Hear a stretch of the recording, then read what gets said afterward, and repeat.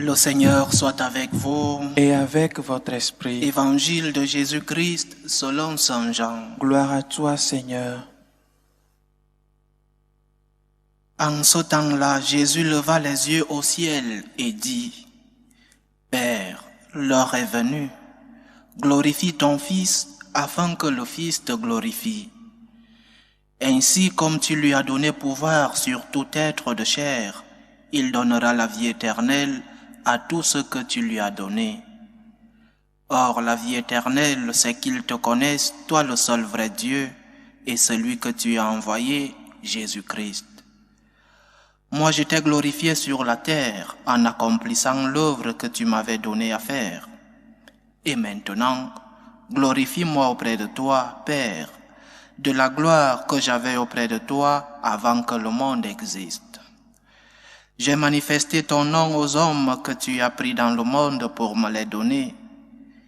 Ils étaient à toi, tu me les as donnés, et ils ont gardé ta parole. Maintenant, ils ont reconnu que tout ce que tu m'as donné vient de toi, car je leur ai donné les paroles que tu m'avais données. Ils les ont reçues. Ils ont vraiment reconnu que je suis sorti de toi, et ils ont cru que tu m'as envoyé. Moi, je prie pour eux. Ce n'est pas pour le monde que je prie, mais pour ceux que tu m'as donnés, car ils sont à toi. Tout ce qui est à moi est à toi, et ce qui est à toi est à moi, et je suis glorifié en eux. Désormais, je ne suis plus dans le monde. Eux, ils sont dans le monde, et moi je viens vers toi. Acclamons la parole de Dieu. Louange à toi, Seigneur Jésus. Pour comprendre plus profondément cet évangile, il faut le replacer dans son contexte. Le Seigneur est en train de dire au revoir, est en train d'annoncer sa prochaine passion qui n'allait pas tarder. Nous sommes le jeudi saint, après la dernière scène, et c'est presque la dernière des choses que le Seigneur dit après avoir terminé cette dernière scène, cette longue prière connue comme le testament de Jésus, où il demande au Père l'unité pour ses disciples, pour ses apôtres. Jésus est sur le point de partir pour le jardin des Oliviers. Il sent que son heure est venue et il le dit. Il sait que son heure arrive, il sait que son heure est venue et il l'annonce.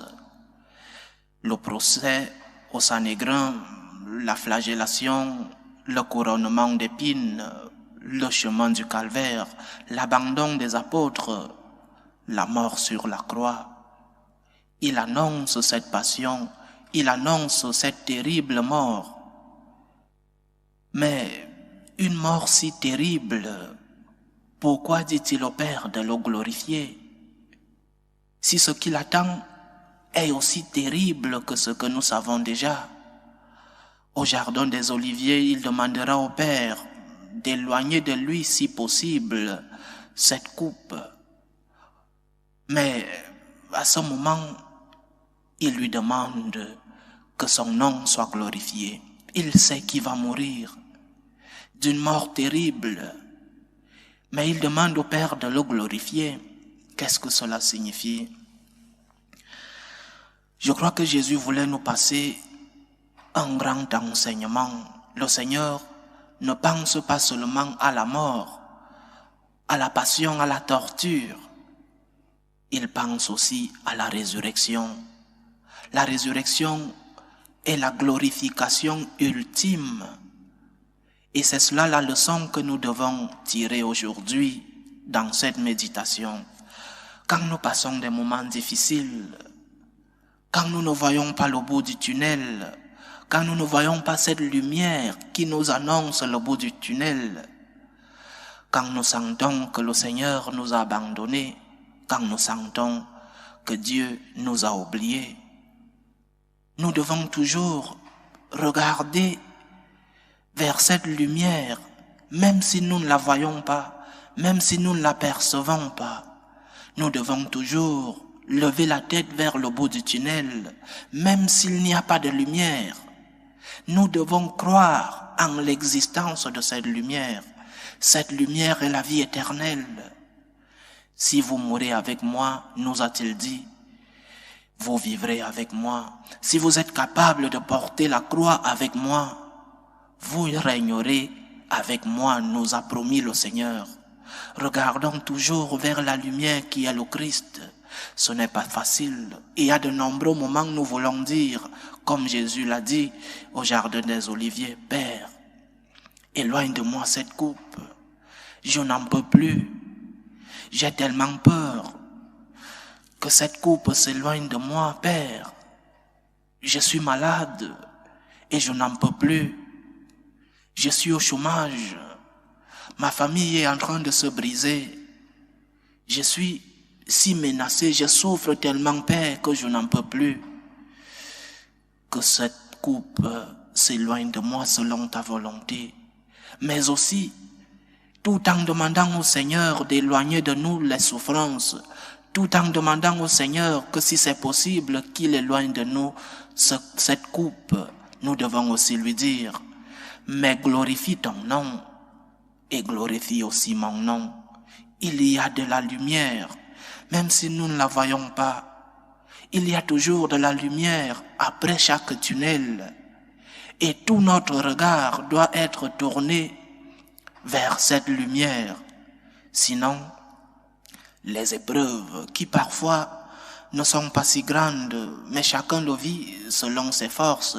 Pour un enfant, perdre un jouet est une cause de grande tristesse. Parce qu'il est un enfant, perdre un jouet, c'est une grande épreuve pour cet enfant. Et parfois, les épreuves nous écrasent. Ou il nous semble que nous ne pouvons plus continuer. Regardons toujours vers le Christ. Regardons toujours vers la lumière, telle que la voyait Jésus-Christ, qui savait ce qui devait arriver. Il savait ce qui allait passer quelques heures après la passion si terrible. Mais il savait aussi qu'après la croix, il y a la résurrection.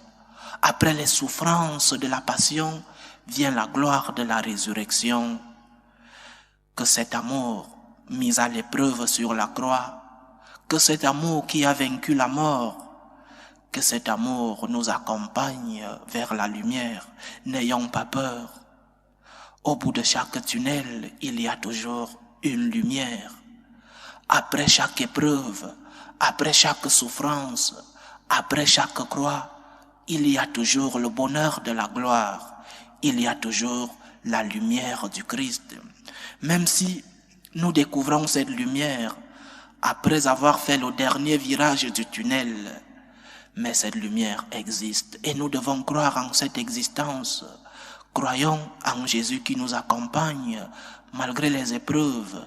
Dans ces moments d'épreuve, levons les yeux vers le bout du tunnel parce que le Christ nous y attend et en nous attendant, il nous accompagne toujours dans ces épreuves.